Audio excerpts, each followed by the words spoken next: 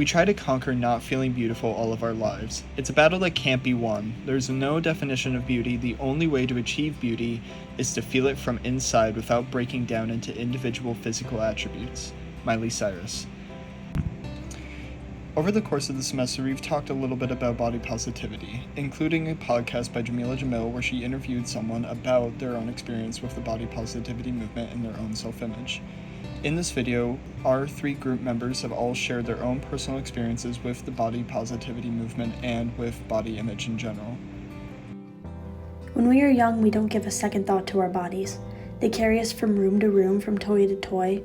Often I think about how naive I was when I was young, how I never considered my weight or my face.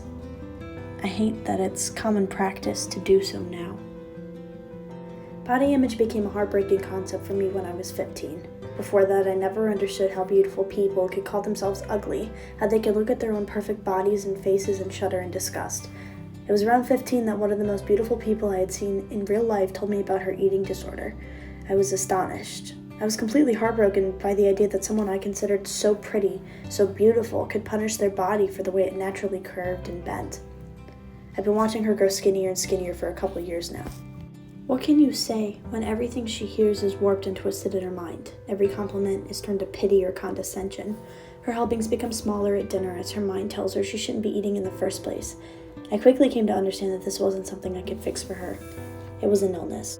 Today, we all pick filters and hide behind them. We download photo editing apps and warp our bodies for the viewing pleasure of people we don't even know. Behind the scenes, we're picking ourselves apart.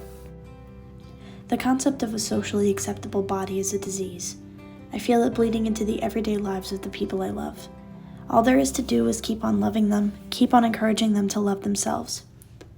Maybe one day, they'll see themselves how I see them. As those of us have previously said, growing up I never really gave much thought to my overall appearance. I had always been conditioned that looks weren't everything, and the thought of whether or not my face was attractive, or if I was muscular enough, or how my hair looked, never really occurred to me until much later. Men's bodies in today's society are not nearly as policed as women's, but I find it interesting how much my opinion of how I looked began to change once I realized I was gay. There's a very unique situation in the queer community in how the people we are attracted to are also the people we compare ourselves against. And when I began entering into the gay community, I quickly found how many gay men are quick to categorize each other based on appearance alone and will often put each other down based on these categories. An article from Attitude magazine once reported that 84% of polled gay men face, quote, intense pressure to have a good body, end quote. In high school, I began worrying about whether I fit into these categories and if I should be dieting or not, or how often I should be working out. And there simply just wasn't enough time for me in the day to balance school and my body and without just sacrificing the things that make me happy. Although I was worried that I would be undesirable if I did not have a six-pack. As I've gotten a bit older though, and have been in the community for longer, it has gone better. I feel good about my body now, but this issue is rampant in the digital age, not just amongst gay men, and I hope that in years to come this is somehow mitigated.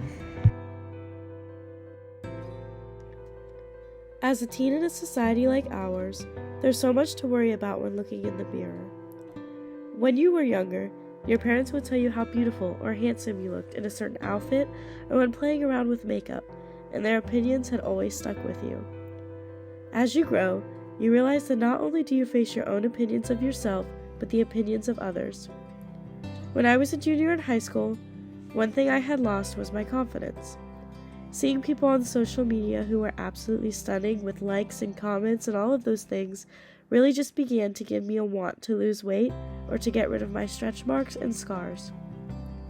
I struggled with depression for about 9 years, and I am still going through it today, and as I grow, I realize it gets harder, especially when there's an image for women and men to uphold.